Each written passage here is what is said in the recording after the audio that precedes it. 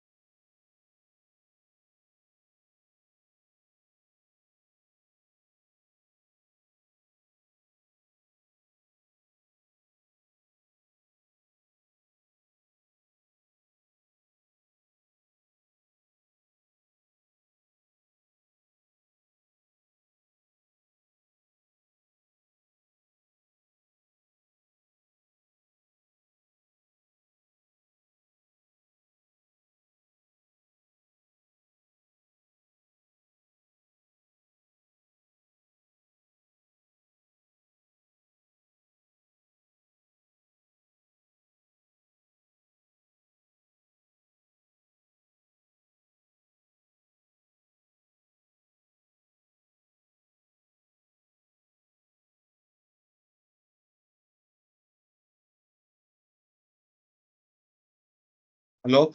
So good evening, everyone.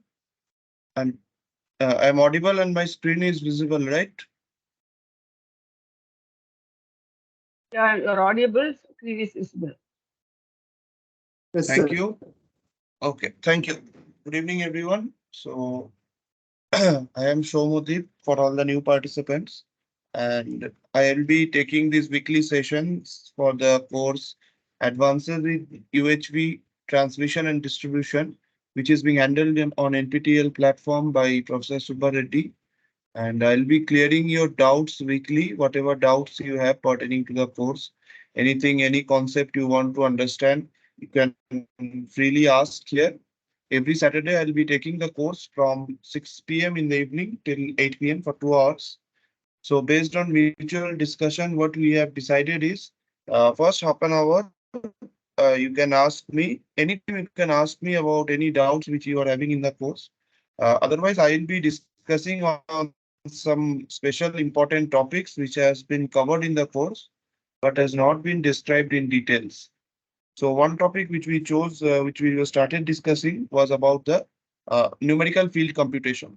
In the previous class, we started and we will be continuing that. So in the beginning, I would like to ask everyone if anyone has any doubts pertaining to the course. In between, you can raise your hand and you can ask me. Okay. So,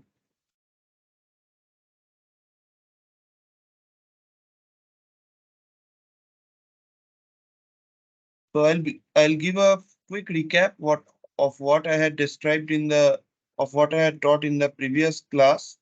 So we were talking about numerical field computation, right?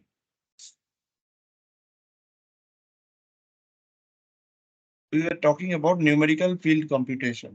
So first we were discussing about what are numerical methods. So why do we need numerical methods? What is the difference between numerical methods and analytical techniques?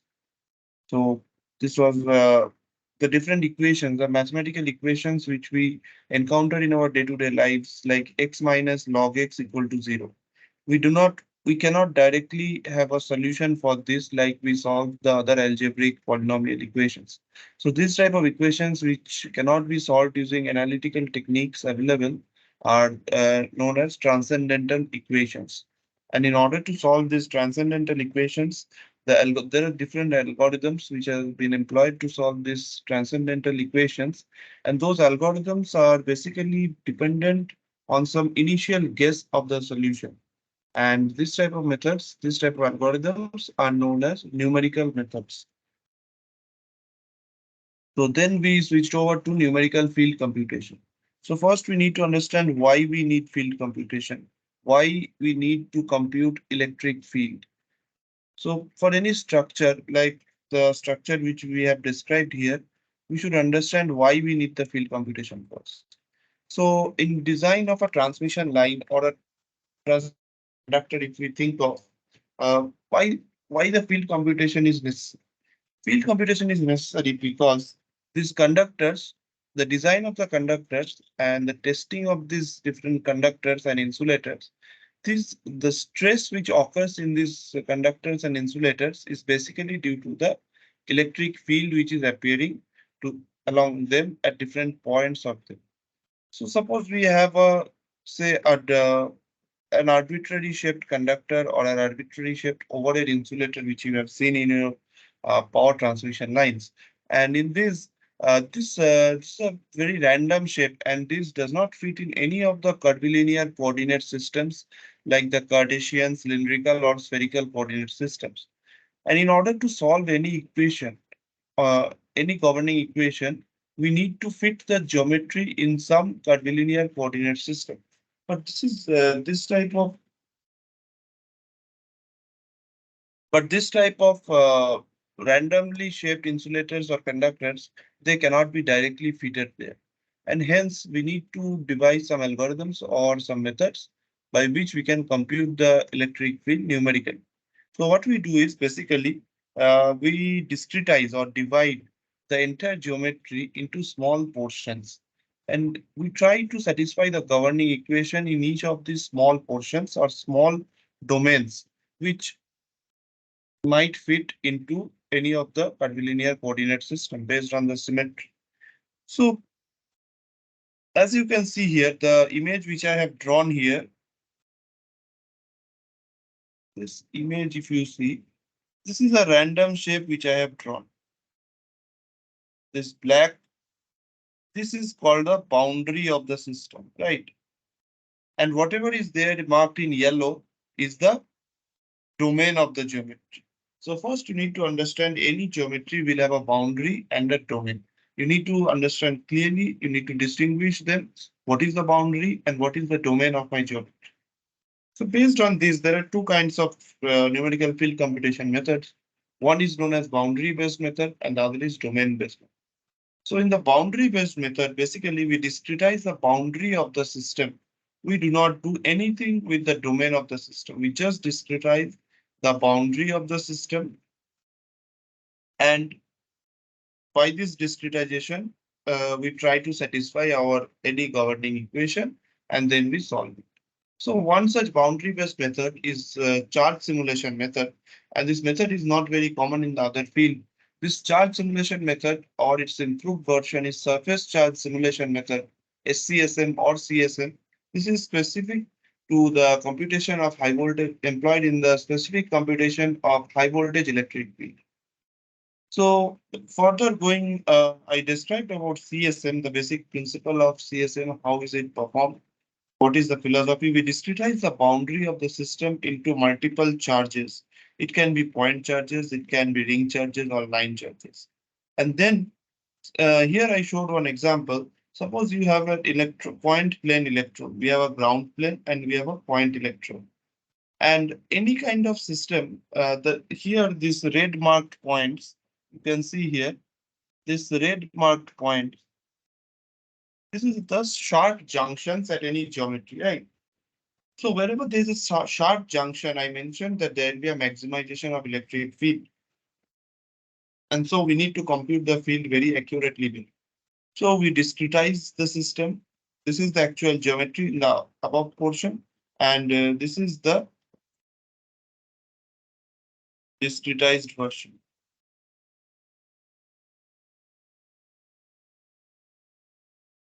This is the discretized version. So these black portions are the contour points, that is the points on the geometry of the electrode. And these red marked points, this one, these are the charges or simulation charges. These charges are imaginary, which we have assumed. It has nothing to do with the geometry of the system. So now we know the voltage or the boundary condition at all these points, right? On the surface of the electrode, we are applying, say, a negative switching impulse or any kind of switching impulse voltage we are applying, and we want to find the electric field due to this impulse voltage at different points in my domain.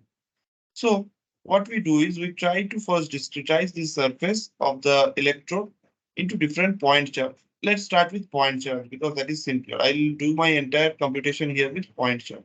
So we discretize it into different point charges and then we try to apply the boundary condition. What is my boundary condition? My boundary condition is the voltage at the boundary is say 100 kV. I have applied a DC voltage of 100 kV to the boundary of the system. So at all these contour points, at the black mark points here, we have the control points. And suppose I want to find the voltage at this point, at point 1. What will be a voltage at point 1? It will be due to all these simulation charges Q1 to Qn CH. Plus, since the ground plane is there, we have the image charges with respect to this also. So basically, we satisfy this equation. So this is the discretized version and the discretized image charges. Correct. So now we have like this. I have simplified it. We have P1, P2, P3, P4, P5 till P9 as the contour points, and corresponding to each contour point, we have a simulation charge, which is Q1, Q2 to Q9. So now if we want to, I know the potential at the points P1 to P9, all the 9 points, same potential, 100 kV. So if I equate it, VP1, what it will be equal to? It will be due to all the simulation charges, right? It will be due to all the simulation charges. So basically, due to one simulation charge, we have 1 by 4 pi epsilon Q by R, right? So K here represents 1 by 4 pi epsilon naught. For Q1, we have Q1 by distance from Q1 to P1 plus Q2 by distance from Q2 to P1 like this till 9. Then we have the image charges minus Q1 because what will be the image charge of Q1? It will be just the reverse of Q1, that is the sign will be changed. So it will be minus Q1 by, but the position of minus Q1 is not the same as this original Q1. If this is Q1, this is my Q1 dash. If this is Q2, this is my Q2 dash. Like this, it will go on. You can refer to this figure for reference.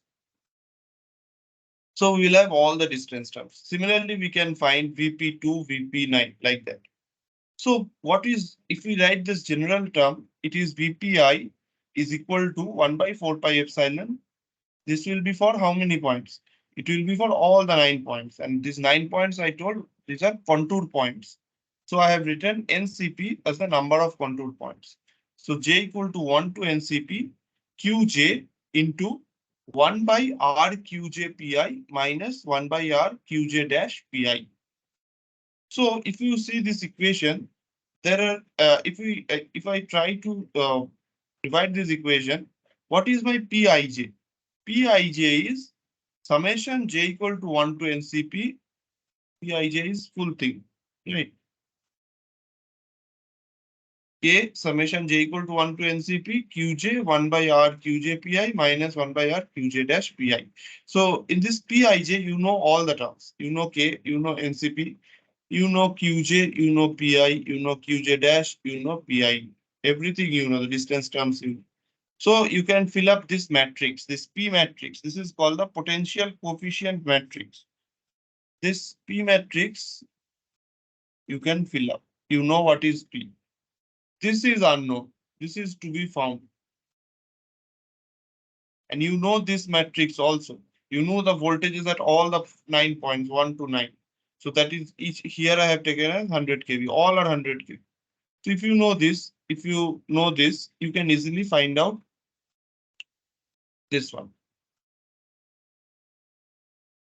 So I have this equation V equal to matrix V is equal to matrix P into matrix Q.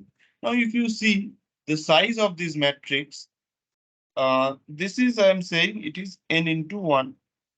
And this one also is a column vector, right? So it is also n into 1. So can someone please tell anyone has any doubts up till this? Those who are joining for the first time today? Anyone has any doubts? Please raise your hands. You can ask me.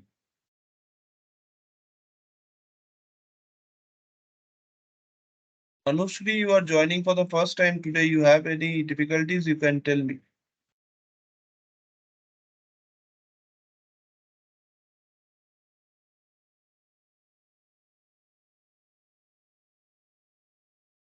Any questions? Any clarifications? Anyone needs?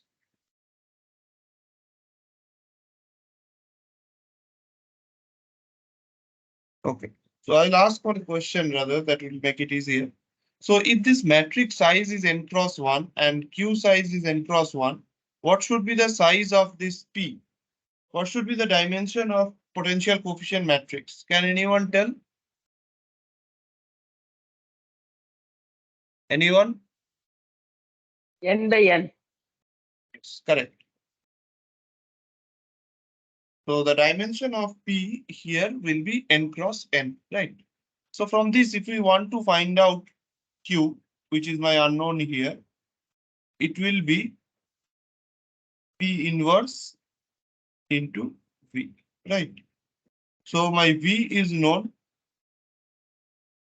P inverse, we can, if we know P, you can find out Q, P inverse, and then you can find out the Q matrix. So Q1, Q2 to Q9 is known now. Okay, fine. So then now you have, now what is your job? You have found out Q1 till Q9. So suppose I'll draw it clearly here. So that I will do it here.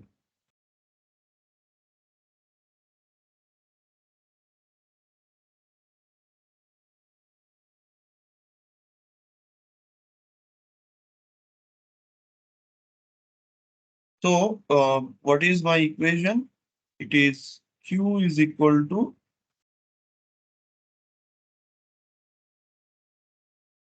P inverse V. So this is n cross 1, n cross 1, and my P matrix is n cross n, right?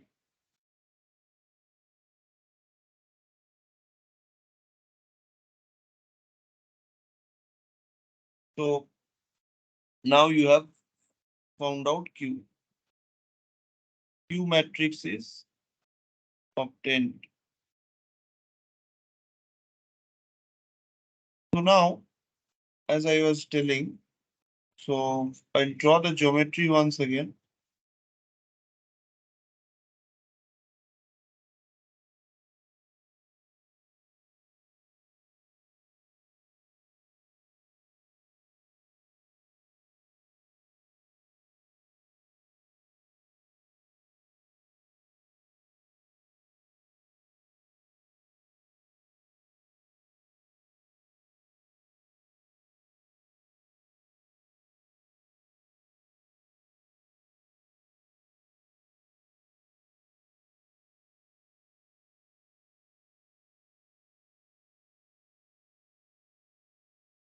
So once Q is obtained, now I need to find out the electric field and the electric potential, right?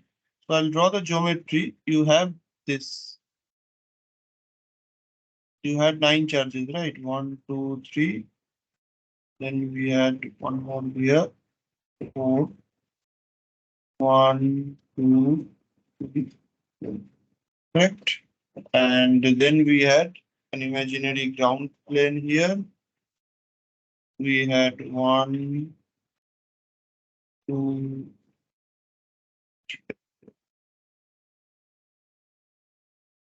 1, 2.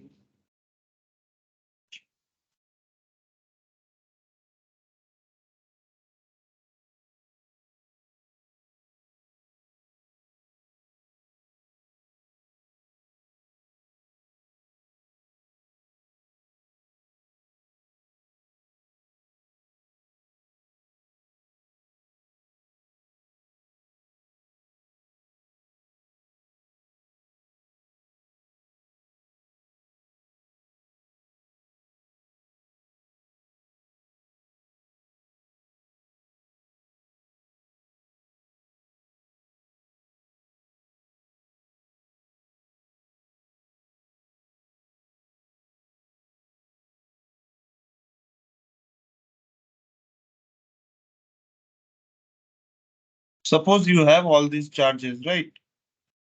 This is Q1, Q2, Q3, Q4, Q5, Q6, Q7, Q8, Q9, Q10, Q11.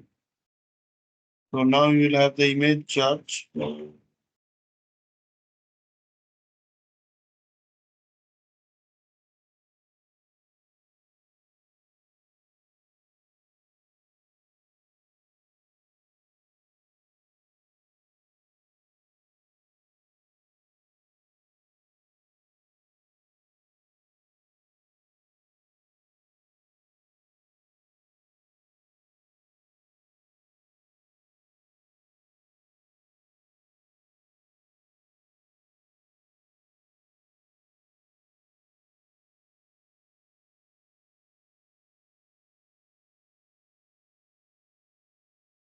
You have something like this. So this will be directly to Q6 dash, Q5 dash, Q4 dash. This is Q7 dash, Q8, Q3 dash, Q2 dash, Q1 dash. Here we have Q11 dash, Q10 dash, Q9 dash. Right. So this is my geometry. I have found out all this Q1 till Q11, right? Now, and you know the position of all these charges also. Now, suppose I tell you, and this, one more thing you should keep in mind, that this field computation technique, if this is my R equal to 0 plane, this is R greater than 0 plane, this is R less than 0. one of the first and foremost conditions in image theory is that whenever you apply image theory for field computation, it is this field computation due to these charges is only valid above the ground plane. Below the ground plane, the field computation methodology employed using image charges is not valid. So whatever field you compute, it should be above the r equal to 0, right? So I have my point, say P here, which is some coordinate R1, Z1, theta 1, RZ theta 1. Or you can think it as XYZ also. So if you want to find the potential at P, can someone tell me what will be the potential at P due to these simulation charges?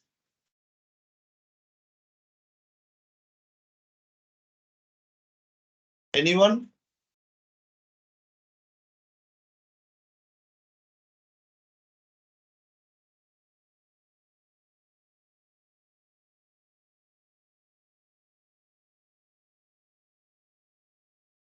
Mr. Purushottam, any doubts you are having?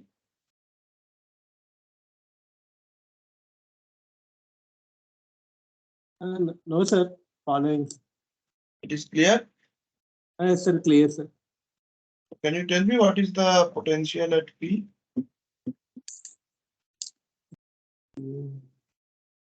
What is the potential at P due to a 1 point charge? Suppose only Q1 is there and I want to find the electric potential at P. So how will you find out? Any idea? Yes. K into K into Q1 by R. Q1 by R into Q1 into P. correct. So it will be, so like that you have to do it for all. First you think there is only Q1 there and you find the potential at P. Then you think only Q2 is there, find the potential at P and add all these components, right? So you have K into Q1 by R Q1P. What is R Q1P? It is the distance from the point charge Q1 to the point P, right? Like this. Okay. So it will be Q2 by R Q2P. Like this, it will go on. For image charges also, you have to do the same thing. Plus plus Qn by R Qnp minus we'll have Q1 by R Q1 dash P will go on till minus Qn dash R Qn dash. So it is clear, right? So if I want to find the, now I have this Q1, once you have this Q1, Q2, Q up to Qn, you can find the field at P or the potential at using this point charges. You will think that at P, I have only at P, the influence of all the point charges up to whatever point charges you have, you take the influence of all those point charges and find the potential at P. So that will give me the field and potential at P as well as the field at P. So I've done it for a simple case, which is the using point charge. So this all you cannot do it by hand if you have, say, if you the more you take these point charges, the more finer discretization you employ, the more accurate will be your computation. So this is what we are doing is basically that 100 kV which we are applying on the boundary of this point electrode, we are simulating it as a union of discrete point charges. But that is not exactly true, right? So here is the computational algorithm, the difference between computational and analytical algorithm. In computational, in numerical,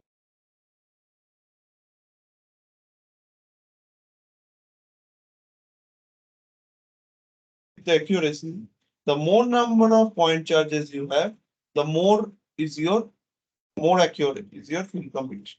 So one more thing, while discretization, what you have to think is, see, I had told you that the field computation, this red marked regions. Is there something special about the field at these regions which I have marked in red just now? Can anyone tell these regions? This region, say this region, this region, this region. Can anyone tell? Is there anything something special with the electric field variation at these places?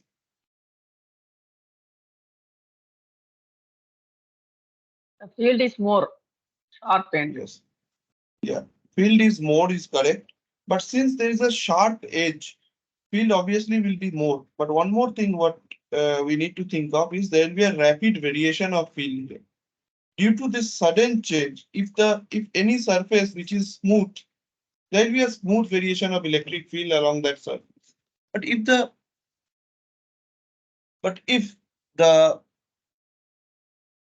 there is a sudden transition, there is a sudden intersection between two geometries, and there is a sharp point, we'll have a sharp variation of electric field. And that is what we need to think of. So these portions say this is a smooth surface, right? This is a smooth surface, this is a smooth. This is also a smooth surface. Along this surface, there will be smooth variation of electric field. But from this, say, if I draw it again, sure.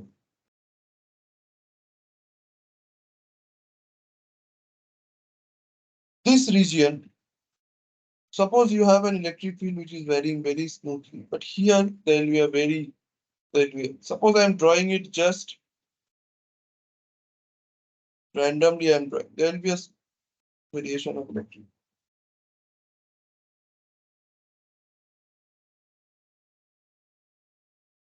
There will be a variation of electric field, sharply there will be a variation.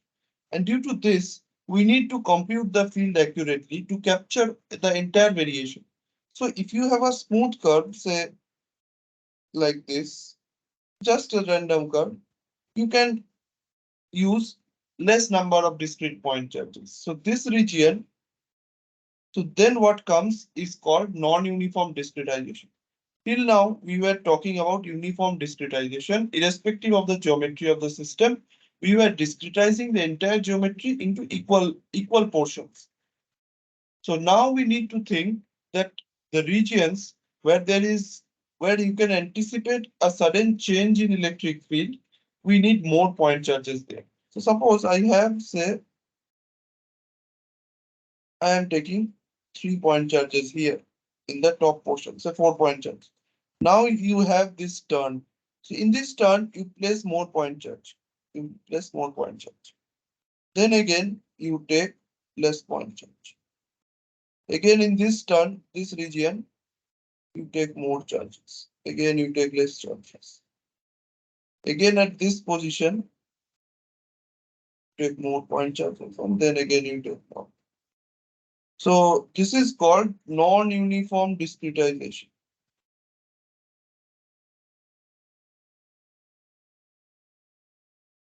Based on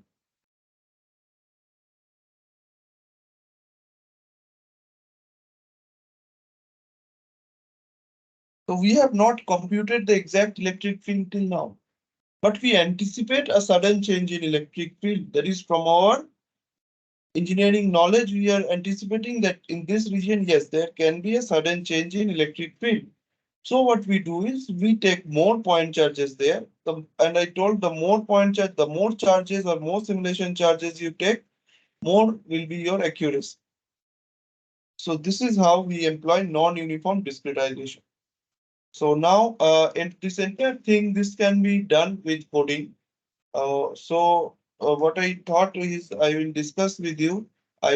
Most of you might not have sufficient knowledge on MATLAB coding.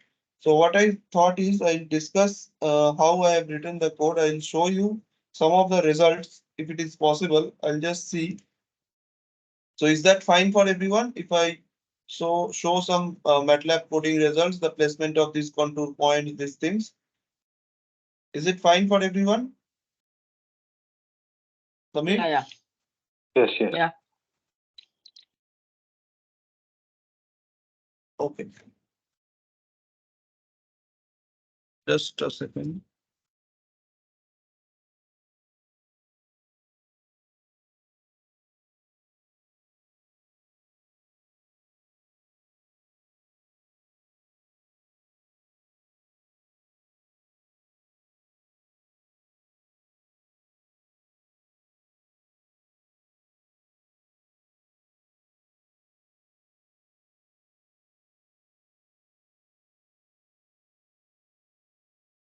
Just a second, I'll just check.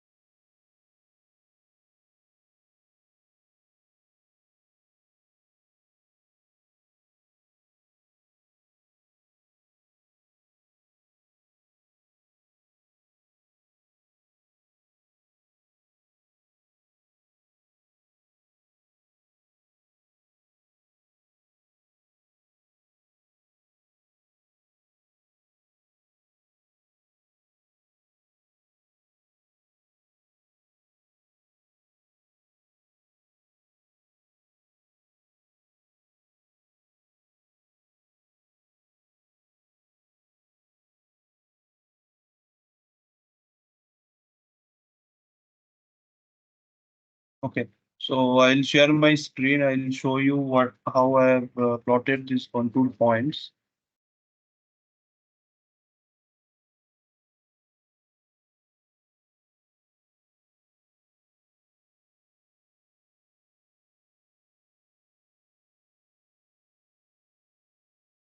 Are you able to see the MATLAB screen? No, sir. Sir. Then not yet. Okay, just a second. And now, Yes, sir. okay, so this is MATLAB programming.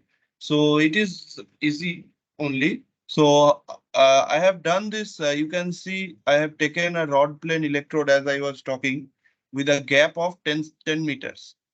Okay, and I have discretized the geometry, and then I have found out the potential coefficient matrix here P. Then I have found out, then I have calculated the right hand side matrix, and then I have found out the unknown simulation charges Q. And using those Q, I have found out what is the potential along the discharge axis. So by discharge axis, I mean you have the point plane electrode, and from the apex of the electrode, that is from the pointed edge of the electrode towards the ground, how is my variation? So I will show you that. So I will run the code. Now I'll plot the contour points first and the charge points. So you will understand how this happens.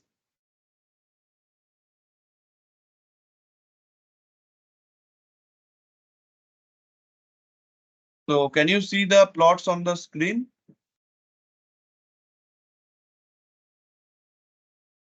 Hello? Yes, sir. Yes, sir. Sir, we So are able here, to see. okay. So here the blue marked dots you can see, right? And the red marked dots. So these blue marked dots, it is the contour points. That is the points on the surface of the electrode. I have discretized the surface of the electrode into these points. And these red marked points, these are the charge points. So the previous day I had discussed about this distance between the contour points and the simulation charges. A specific ratio has to be maintained, which is known as the assignment factor. And I have incorporated an assignment factor of 1.5, and I have decided these points. So now I will show you how the voltage across the discharge axis looks like.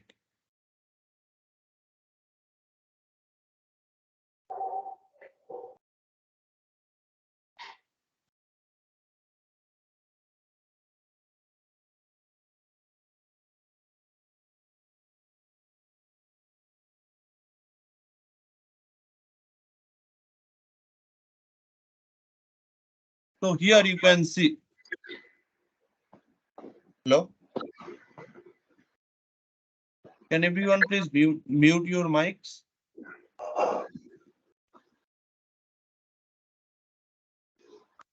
Mr. Raju, can you please join from one system? You have joined for two systems. No, now the power has come. Okay. Just call this. Now earlier the power was there. I was using mobile. Now the power has come. So it is echoing actually, that is creating a problem.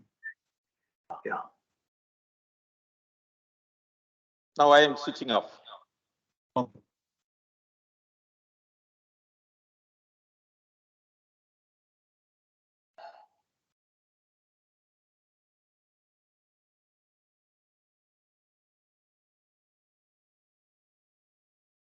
Okay, so here you can see the plot of this potential, right? So can you see the plot of the potential? Yes, sir. Yeah. It's So here the y-axis is I have applied a magnitude of 1 volt, and you can see exactly at the discharge axis it is 1 volt. So by this, are you understanding by discharge axis what I am meaning? Is it clear to everyone? Or otherwise I have to show it. I'll show in pen.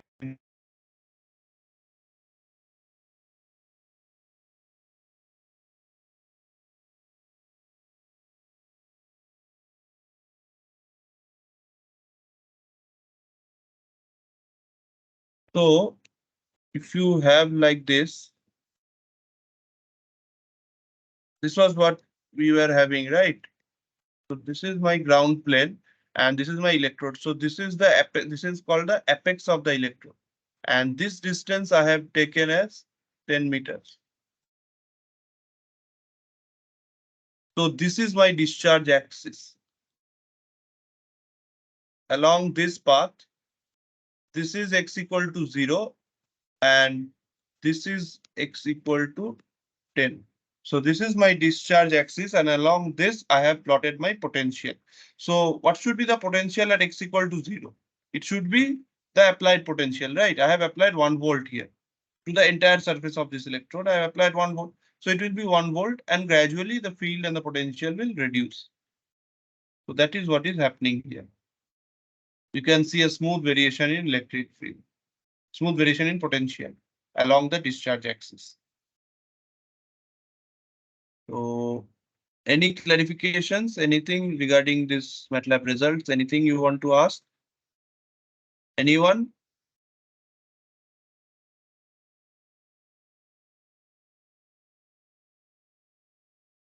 Anyone, any doubts?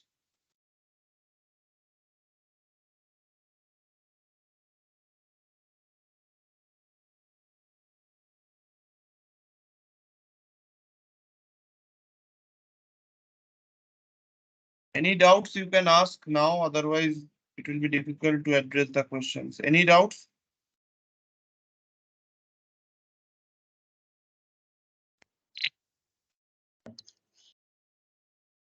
Hello?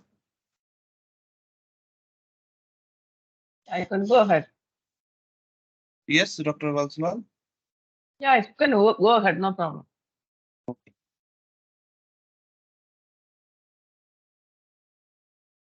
So, okay. So then the next topic which I want to discuss is, so previous class, some student, I think Samir, he pointed out some doubts pertaining to the different vibrations, the mechanical vibrations which are happening on the this extra high voltage and ultra high voltage line. So he wanted to know the different kinds of vibrations. So I told him I'll be discussing in the next class. So I'll be talking about those few points. The different kind of vibrations which happen in this EHV and UHV transmission lines, right? These are known as mechanical oscillations or vibrations.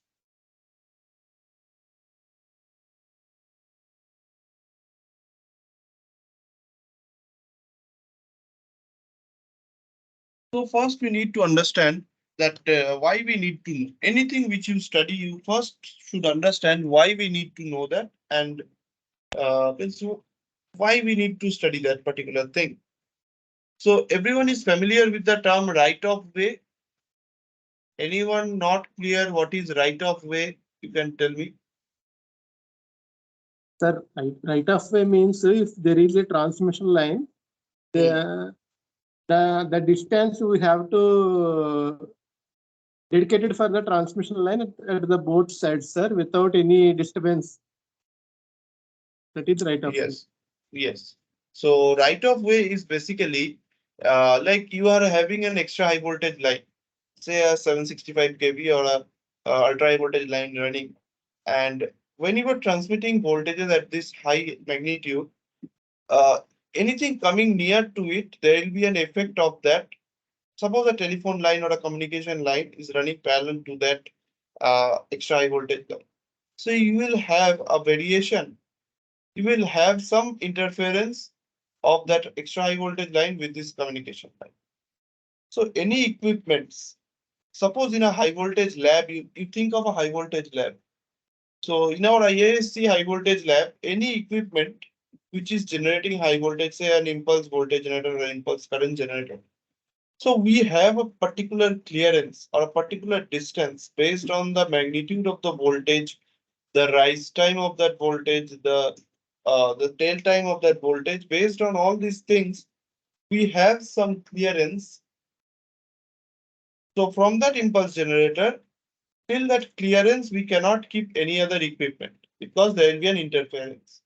And this minimum distance to minimize the effect of a EHV line from the equipment, why we need to keep? Because there will be an interference. So interference is a vague word, right? So what actually will happen? Anyone?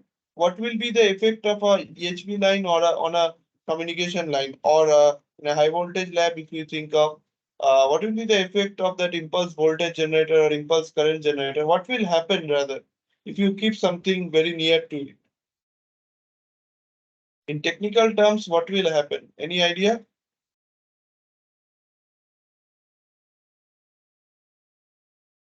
Anyone? Interference. Yes, interference. What kind of interference? That is what I'm asking. Electrostatic interference.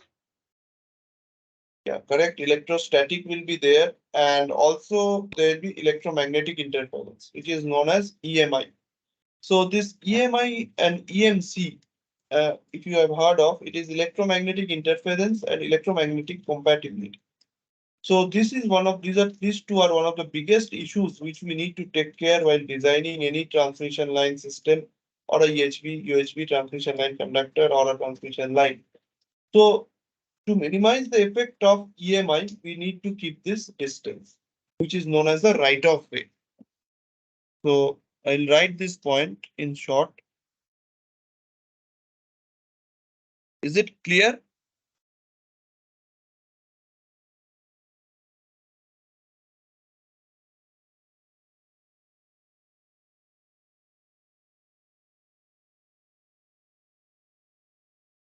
All equipment should be kept at a minimum distance from a EHV line.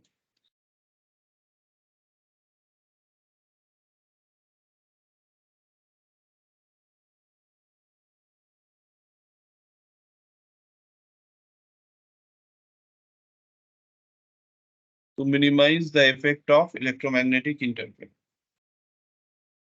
This minimum distance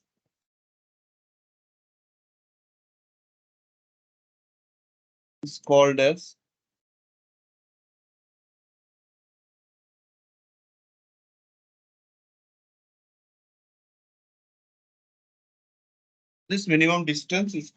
called as the right of way. So now coming back to the mechanical oscillations part. So suppose now you forget of communication lines. Suppose two EHV lines come very close to each other.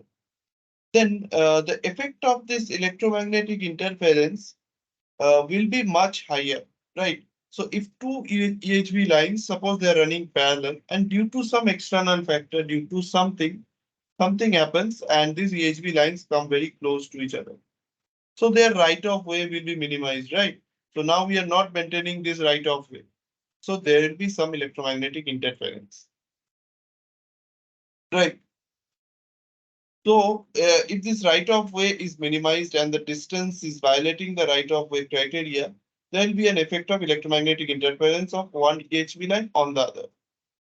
And thus, while designing, we need to make sure that these EHV lines are mechanically tight and taut. Otherwise, there will be vibrations and oscillations, and this can lead to electromagnetic interferences. Or if the vibrations are very huge or the oscillations are very huge, two HV lines can touch with one another. And if two HV lines touch with one another, there can be short circuit and there can be generation of sparks, which can lead to fire and disruption, finally, fire disruption of power. So we should make sure that all the transmission lines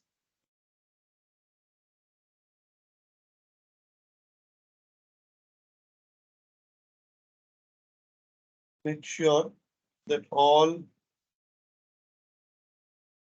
EHV lines are mechanically tight. So for that, we need to understand the different kind of vibrations. And obviously you have studied in the course also, there are different high voltage tests to test the mechanical strength of that line, whether they are mechanically tight and whether these vibrations will affect them or not. Different kinds of vibrations or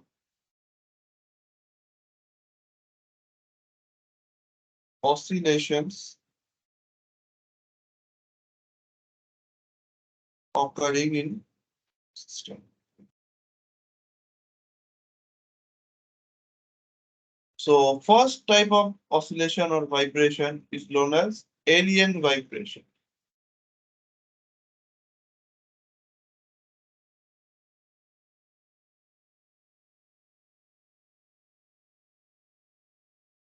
One second.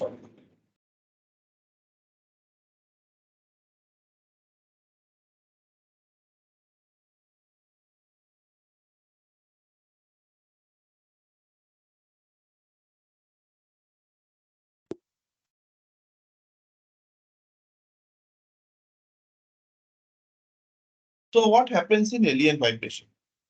Suppose the EHV lines are present and there is a huge wind storm.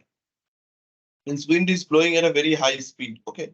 So when the wind blows, why a wind blows? Because there is some pressure difference between two regions. And from one pressure difference, due to that pressure vortex or the pressure difference, wind barely blows. Right. So when the wind is blowing, obviously a low pressure zone is created in the direction in which this wind is blowing. And as a result, what happens due to this low pressure zone, there will be a sag or the transmission line which was like this, it will now become sagged due to this wind. So when the transmission line gets a sag, this lower zone of this transmission line will now develop a higher pressure. So if the lower zone now suppose I will draw it. Suppose you have two lines going like this. Right. So now suppose wind is blowing and your transmission line, this red upper transmission line, there is a sag, right? So during this, when the wind is blowing, it goes like this. So here there will be a slight high pressure because the transmission line has sagged. So it basically sagged because of the wind. Now, because of this sag, there is a high pressure zone developed here. Here there is a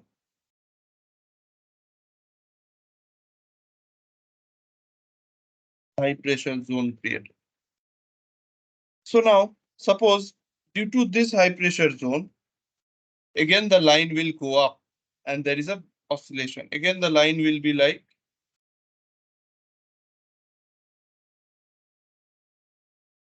it will be something like this. And if this line now, suppose it also will have a sag. Now again it will come up. So now in these two situations, you just assume this one. This is one situation and this is the other situation.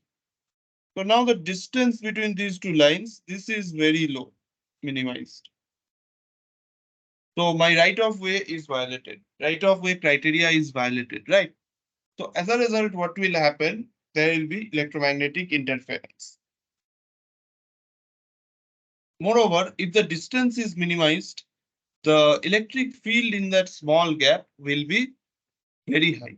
And as a result, there will be huge intensification of field and there can be excess stress appearing on these lines. Okay. Is it clear the concept of alien vibration? Any doubts, Samir?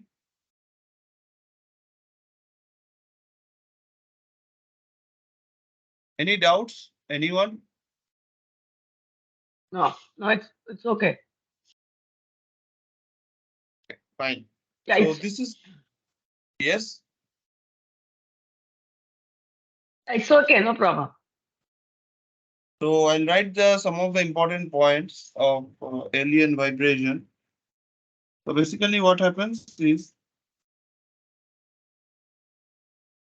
when wind is blowing,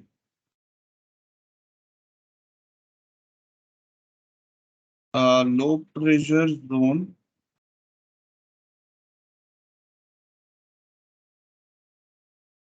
is created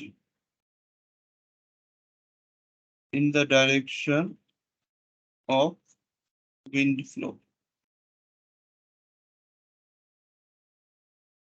Hence, transmission lines comes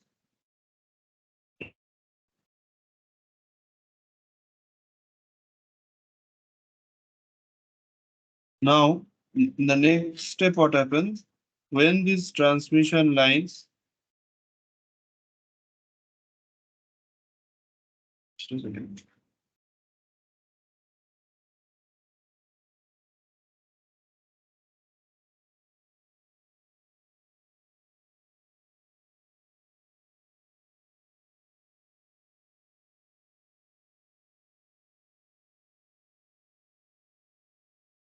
So when these transmission lines comes down the lower zone,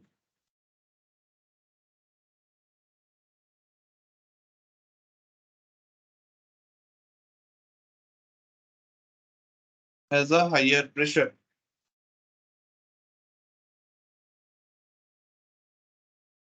Hence again,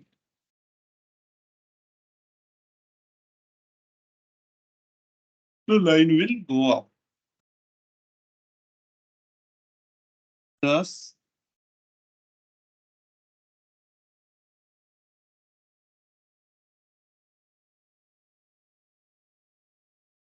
there is a periodic change in the depression zone. Now, if we think of a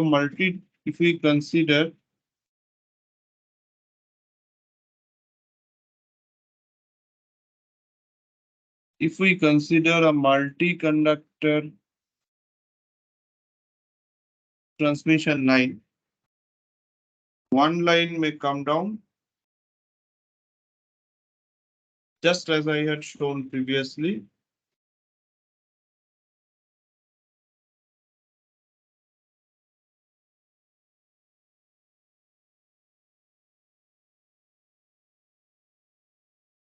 And the other line has a tendency to go up, hence violating right of way criteria, leading to electromagnetic interference issues. Okay. So this is all about alien vibration. So now some of the factors which we need to consider while studying alien vibration is the amplitude of vibration. So the amplitude of vibration will be directly proportional to the velocity of wind. And also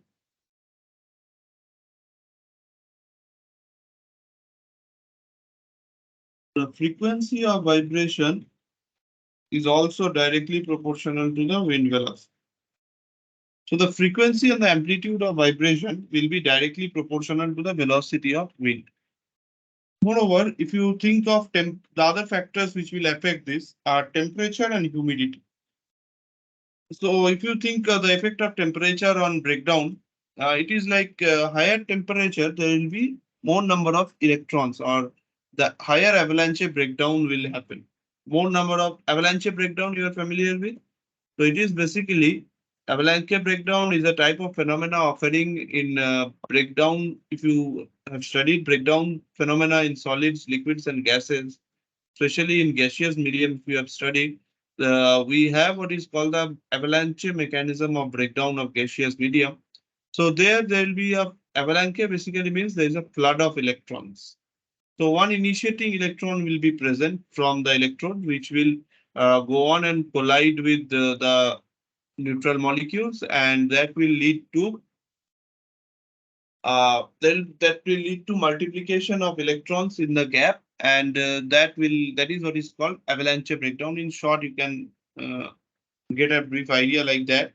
So due to that high temperature, number of electrons generated will be more, and as a result, the corona discharge, that is the local discharge along the transmission line conductor, that will be very, and thus the amplitude of the frequency, amplitude of the vibration, if you think of it like this, it will vary with temperature. And also the humidity of the surrounding condition, that will not directly affect the sag of the line, but it can affect, some research studies have shown that it can affect the EMI aspect of the transmission lines. So alien vibrations, where is it? Where it can be more? Wherever there is wind. So where we have more wind, we have more wind in the coastal regions, right? Or the mountainous regions where there is a huge pressure difference, huge pressure vortex, which can be visualized properly.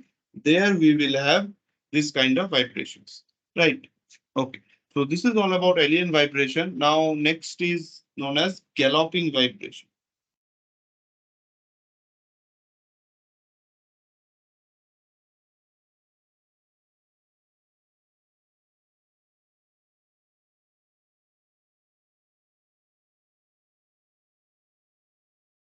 So this type of vibration, it basically occurs in the foreign countries where there is deposition of ice or snow on the transmission lines. So our country being a tropical country, we don't have snowfall mostly in most parts except some parts of Jammu and Kashmir. We don't have ice fall or snowfall. But when in the European countries or the American countries where there is snowfall or ice fall or hailstorms during snowstorms during the extreme cold conditions, there can exist another kind of vibration which is known as galloping vibration. So at very low temperature, what will happen is there will be ice deposition on the transmission line, right? So there will be ice deposition on the transmission line. And due to this, there will be deposition of this ice over time that will melt, right? So what is ice made of? Basically, it will be having water and some impurities in the form of dust. So as time progresses, there will be that ice will start melting and there will be deposition of cold water and a dust. This cold water is not actually water liquid form, but it is in the dew which we see in the morning, mist or fog and dust. Suppose you think in the cold in this region, the ice is deposited non-uniformly on the transmission line. Now let us suppose there is non-uniform distribution of ice throughout the transmission line. Now you assume that there is a heavy concentration of ice. So what is non-uniform? Basically, some parts it will be more concentration, some parts it will be less concentration. So let us assume that at the middle of the transmission line, the concentration of ice is maximum. Okay, now due to this heavy ice load, there will be a sag in the line, and the line will sag. And now during this sag, Suppose a mild breeze is blowing or a mild wind is blowing, mild breeze we say. So what will happen? All this ice load will be washed off from all the sides, and since there is ice load maximum at the center and sag is there, all the wind will bring the ice together at the center. Now, what will happen? At the center, the ice load was already higher than the other parts of the line. Now, the mild breeze has brought all the other ice particles from all the other parts of the line towards the center, and hence the ice load will be further heavy at the center. So it will sag forward. Now, this will happen, and once this sag is stable, it will see a pressure vortex, like as we were seeing in alien vibration. So the effect of all these vibrations is same. So basically, what is changing is how that oscillation is happening. First case we had wind which was causing the oscillation. Now we have in the colder countries the ice. So now as there is a sag, as there is a stable sag, a low pressure vortex is seen, and as the sag is more, this pressure difference will get intensified. Because as we had described, as it will go down, there will be a sag, there will be a high pressure zone created at the bottom of the sag, and again it will go up, and this will continue. Now the lines will start oscillating, and as a result, what will happen? The ice molecules will now break apart, and the particles may either settle on the line or it can go up by wind. If it settles on the line, there is further increase in the weight, and as a result, the sag will be more and the amplitude of vibration will be higher. So is it clear or shall I repeat it once again? Everyone got the idea? What is galloping vibration? Yes, sir. Yes, sir. It is clear, right? Okay. So this galloping vibrations, this will basically, I'll write just few important points. So Anushri, you are coming for the first time in this course? Yes, sir. If you have any doubts, you can go back to the previous lectures and you can see and you can ask if you have any doubts. Okay, sir. Yes? Yes, you're telling anything?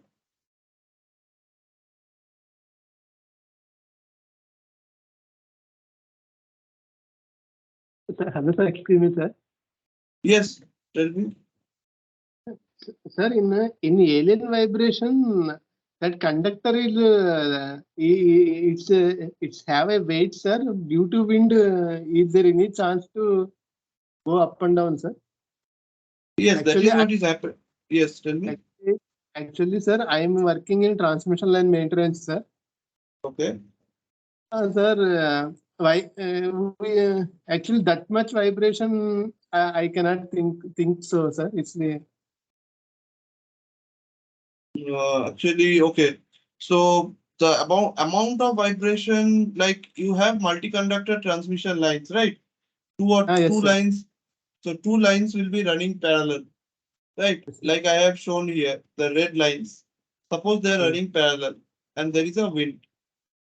So why the wind is blowing? Because there is a low pressure zone somewhere created in this direction of wind. So due to this wind, there will be a sag in the transmission line. Do you accept that? Yes, sir. Yes. So due to one conductor, suppose it is sagging, and at the same time, there is a upward sag of the below conductor. Okay. So due to this, the distance between them, which was when they were parallel, certain distance was made, right? So now when these oscillations happen, this distance between them will start reducing. And whenever this distance is reducing, obviously there will be electric field which is being reduced. Electric field will be intensified, and obviously there will be issues coming up like electromagnetic interference as the lines come very close to each other. So That means in a circuit, these are interference between one phase to another phase, sir. Yes, correct. Okay. Yes, sir. Understood. Thank you, sir. Okay. Anyone else? Any doubts?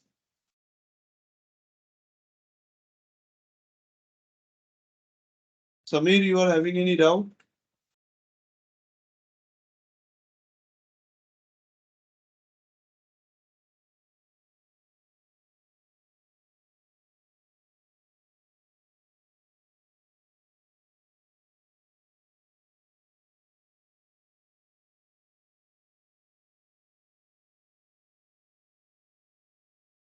Okay, so alien vibration is done, and now galloping vibration I have described. So I will write some of the important points. Mainly occurs in low temperature.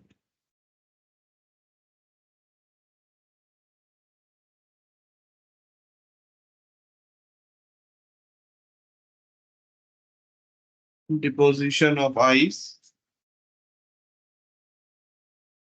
in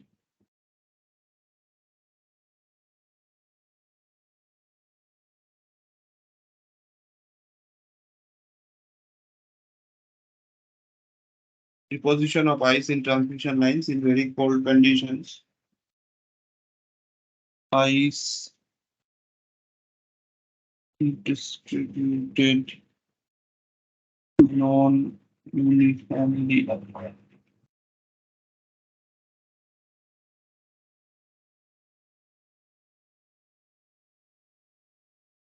Maximum ice deposited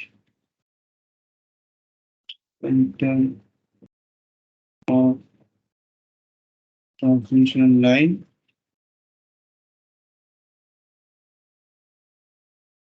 might disclose portion of ice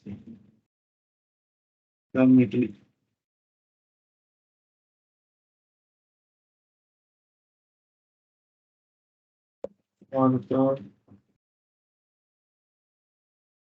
Further increase in wet at the transmission line causes that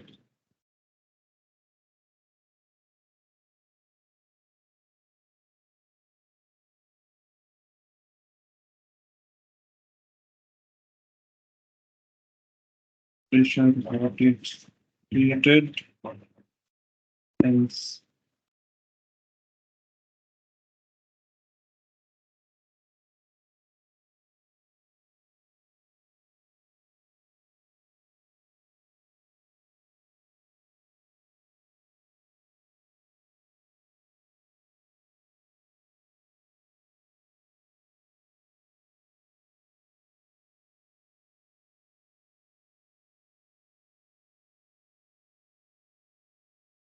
okay. So the next kind of vibration which occurs is known as wake induced oscillation.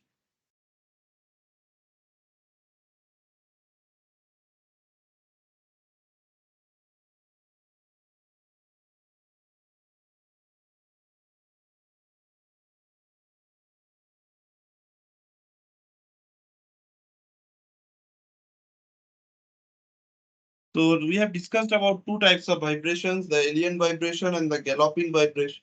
The third kind of vibration which can happen is known as wake induced oscillation or vibration.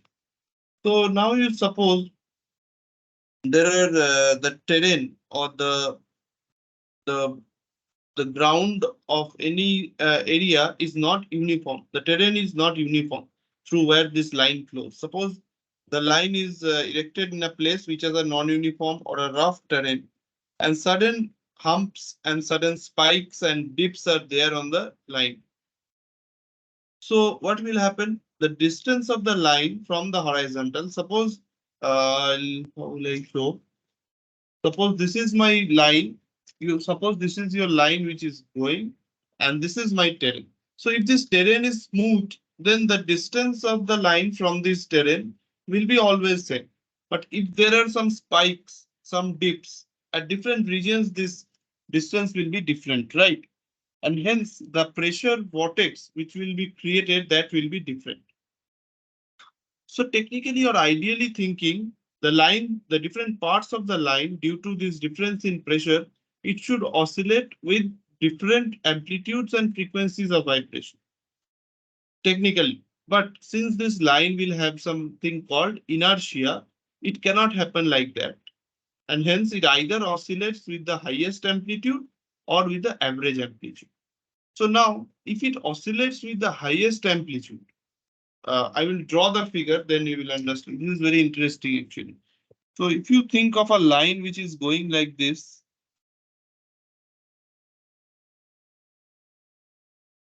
suppose this is my EHV line, okay, and I have a rough terrain. Here we have like this. Okay, so now what is the highest vibration? What is the highest amplitude? Where will be the highest amplitude of vibration? Anyone? At what portion of the line will have the highest amplitude of vibration? Mr. Purushottam, is it clear? Sir.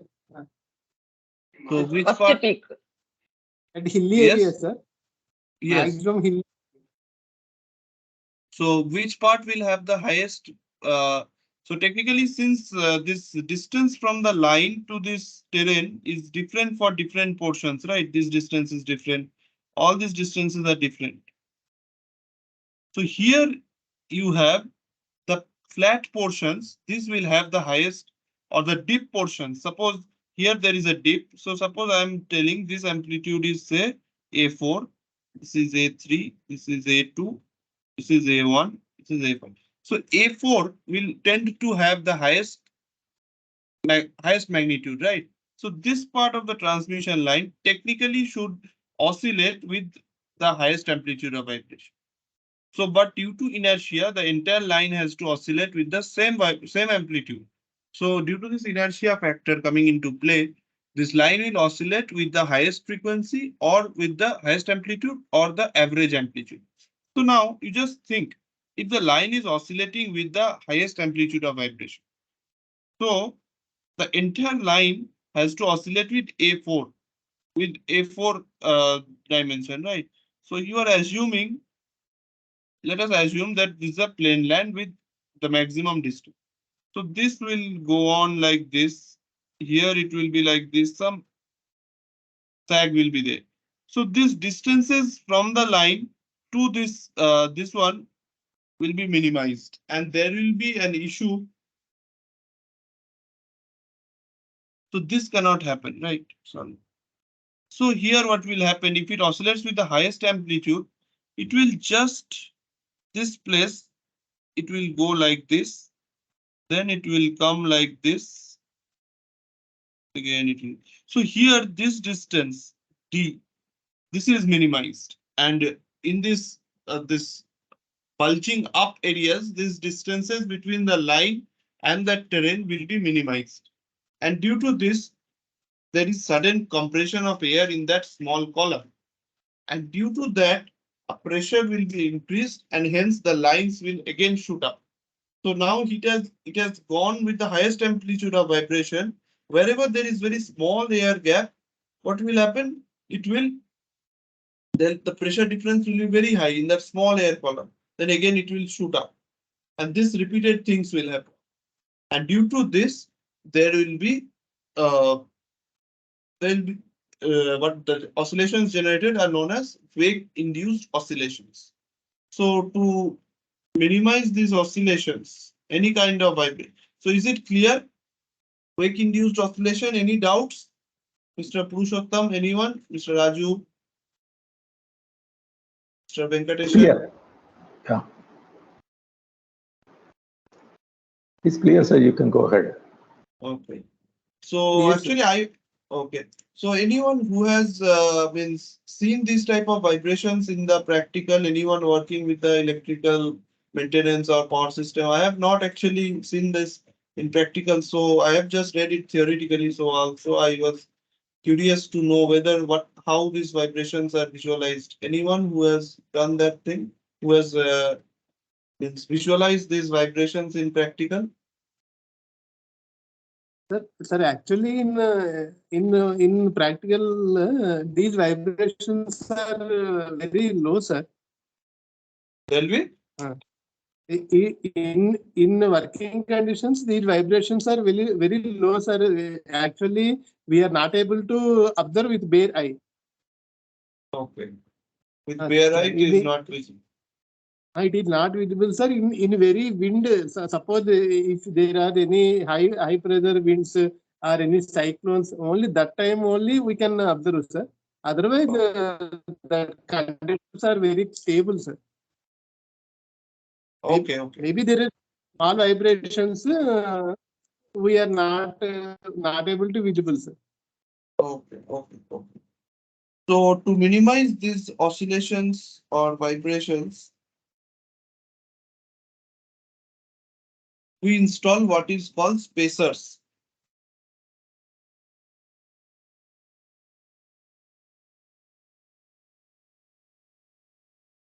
Of high mechanical and electrical.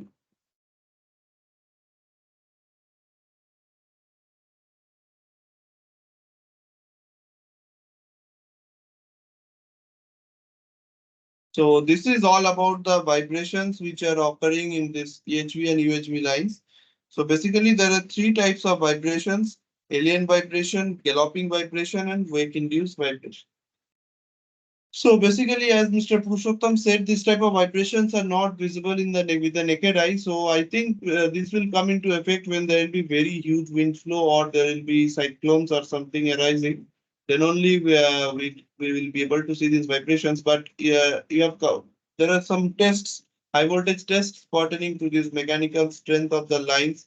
It should be prepared for any kind of situation.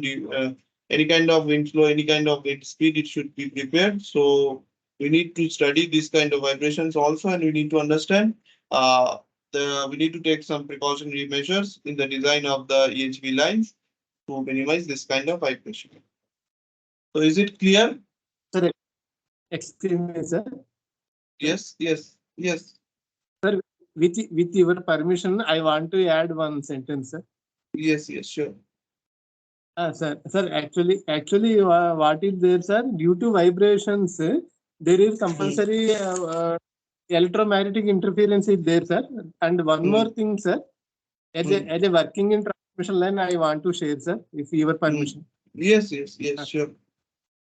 Sir, due to these vibrations, sir, if we not minimize those vibrations, it will affect the insulator, and ultimately that effect is kept on a tower, sir, tower foundation.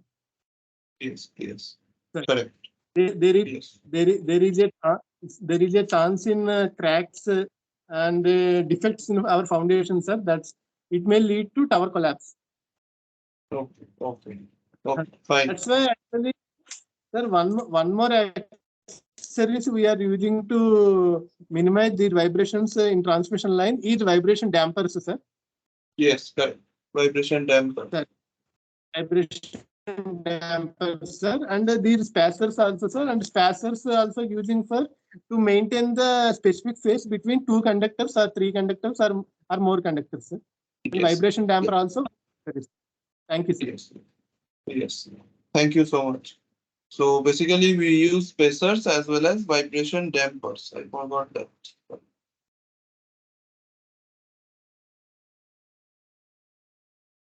Okay. So next what I will be discussing, if you have any doubts, you can ask me. I'm telling again and again. Pertaining to the course, if you have any doubts, you can ask me. So I'll move on to the next topic. What I have decided is I'll be discussing about quantification of audible noise.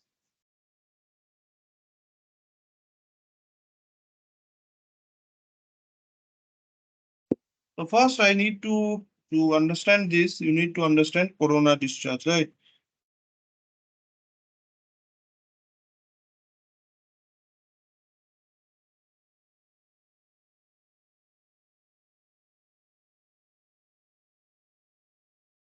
So we have some numericals also here, audible noise measurement, audible noise calculation. So first you need to understand why the audible noise will be generated. So for that you need to understand. So all of you working in the transmission lines and all substations, you have heard the hissing sound or the humming sound in transformers, right? So what is that mainly due to? The humming sound of transformers? Anyone? Might be due to small air gap between the core of the transformer. So okay, due to the air gap you are telling. Why? What that will cause? How the sound will be generated? That is the magnet stick between the laminations. Yes. Okay. So why that sound will be generated in the substations, the humming sound? Where the laminations vibrates, the noise will be generated. Okay. Okay. Anyone else?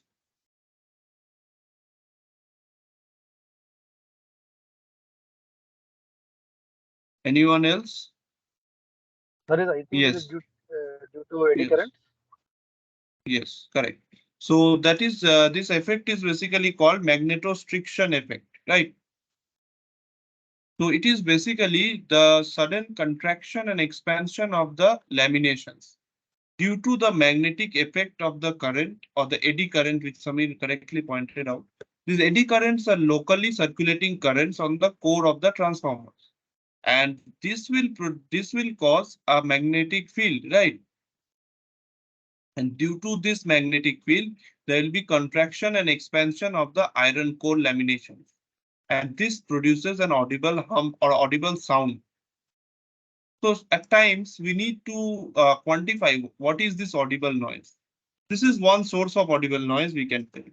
Other source can you think of? In the transmission lines, there are some audible noises generated also. What is that due to? Any idea? Sir, one audible noise is due to corona. Yes. Okay. Anything else? Yes. Anyone else? Anything you want to add? Mr. Prabodh, Anushri? It's due to electric field. Yeah, obviously it is due to electric field. Okay, fine. Anushri, you want to add something? Or Dr. Valsalal? No, you can go ahead. I think there'd be a vibration of the air particles around the conductor. When the conductor vibrates, the air particles surrounding the conductors, it will be molecules will be vibrating it. That may be causing noise. Yes, that is the actual thing. So, yes, correct. So the one of the sources of audible noise in transmission line is corona discharge, right? So what is corona discharge? It is a localized discharge which is occurring in the air surrounding a high voltage conductor, right? So there, due to this corona discharge, the air molecules surrounding will get the insulating air molecules will be conducting, and this electrons will start flowing in that small region around that conductor, which is known as, and this phenomena is known as corona discharge. So basically, the air surrounding the small air column surrounding the conductor, there is a electrical breakdown of that small air column.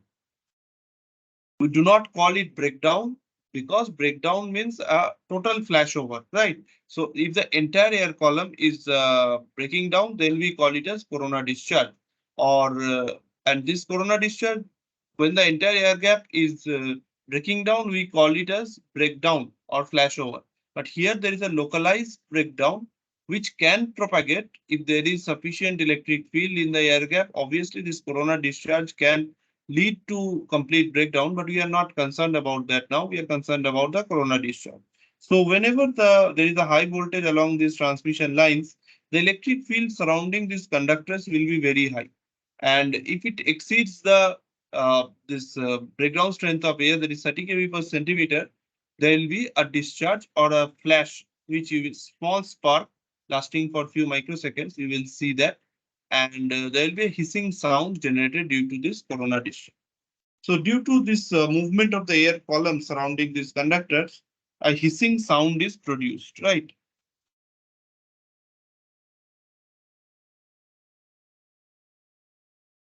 Hissing sound is produced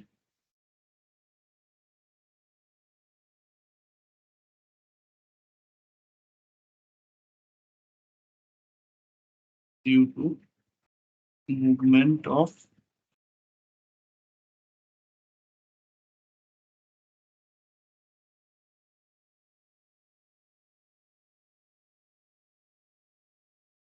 in the air column.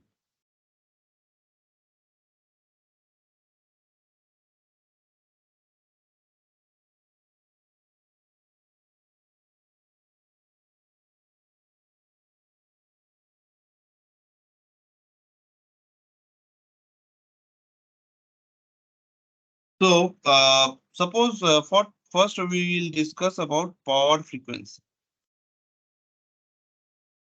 50 hertz frequency. So the frequency of audible noise, you need to remember this one, is equal to twice the supply frequency. This is because if you look into the charge voltage diagram, or I have to describe it in details, then next class I will do that. But now you just remember this one. The frequency of audible noise is twice the supply frequency for power frequency lines.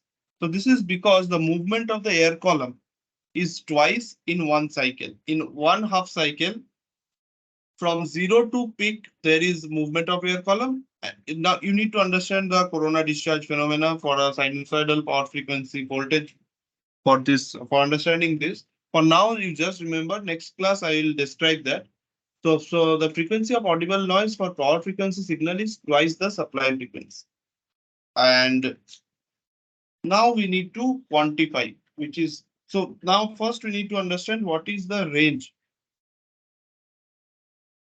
It is known as a range is given from which range to which range audible noise is permitted, and beyond which range it is many complaints can be raised. So this is known as Perry criteria. Perry is a scientist, and after him it's named Perry criteria. So first is the acceptable range. So what is the unit of audible noise? Anyone? Decibel. Yes, it is in decibels. So less than 52.5 dB is permitted. It's the acceptable range.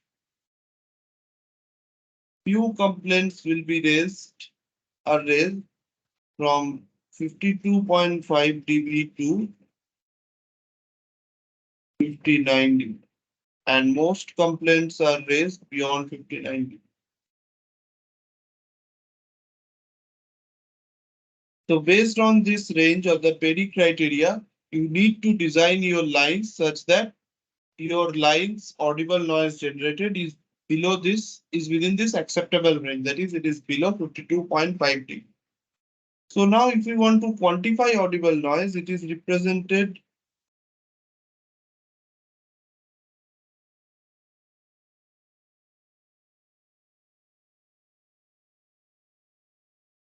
by what is called as sound pressure level,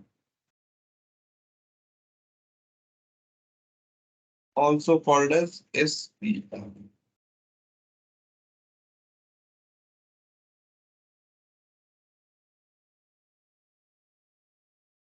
So what is it basically? SPL is basically the length of the air column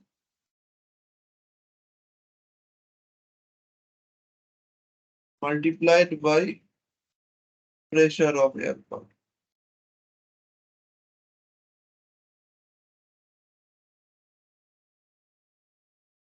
And audible noise is given by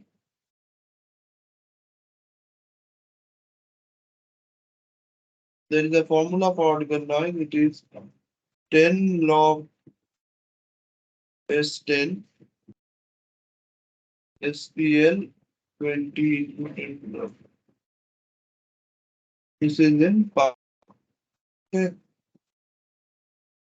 SPL is in Pascal and this is in dB.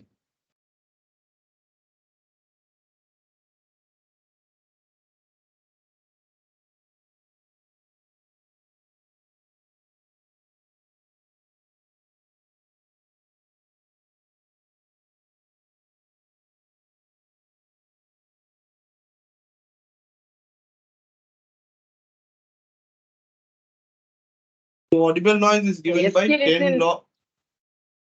Yes. SPL is in Pascal. Yes, SPL is in Pascal and the audible noise is in decibels, dB. Okay. Because pressure is in Pascal per meter mainly, and length of the air column is meter, right? So it is Pascal. Do you have any questions pertaining to this? Anyone?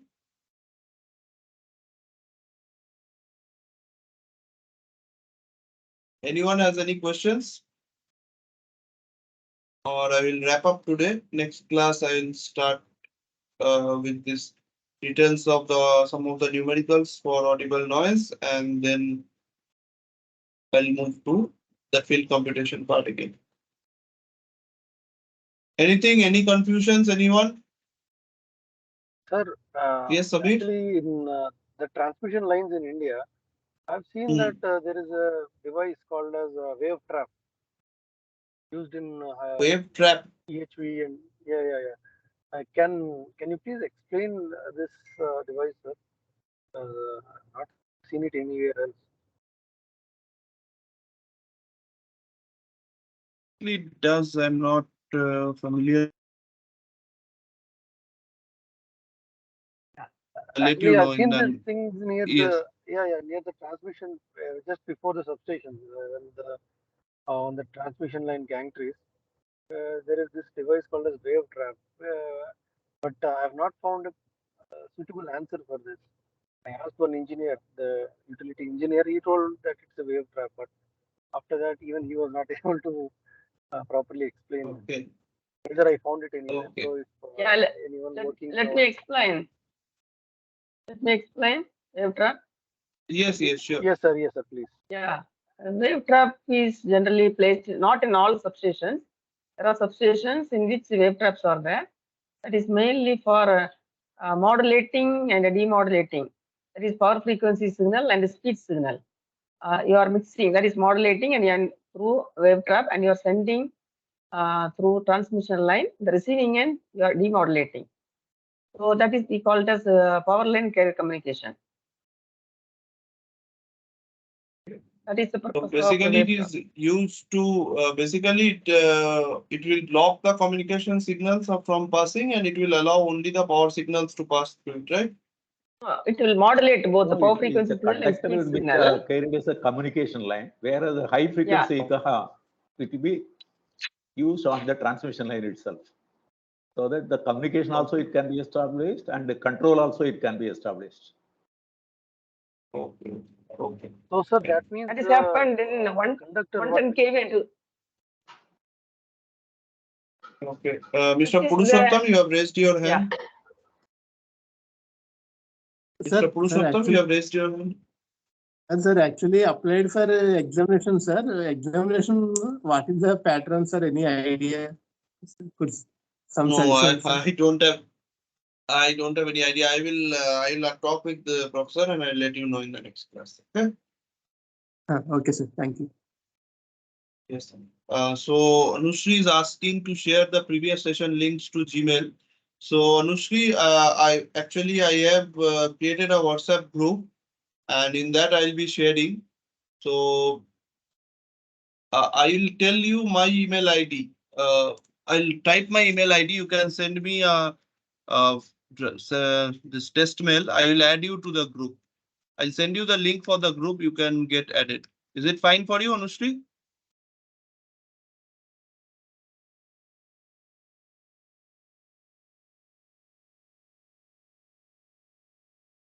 So this is my email ID, somodeep.choudhury239@gmail.com.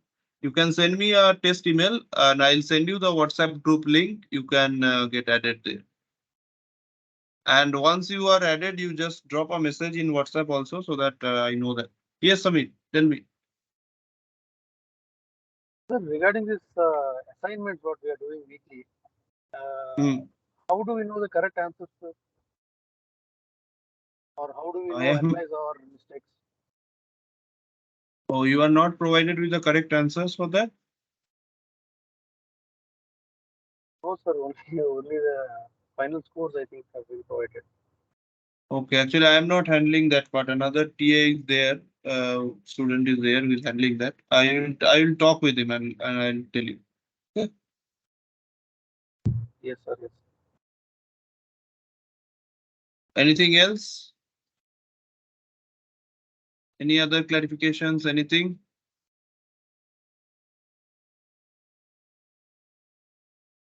Okay, then I'll close the meeting today. Tomorrow again, not tomorrow, sorry, next week, next Saturday, we'll continue. Fine. Thank you. Thank you, everyone. Thank you. Thank you. Thank you. Thank you. Thank you very much, Mr. Chaudhary. Thank you. Thank you.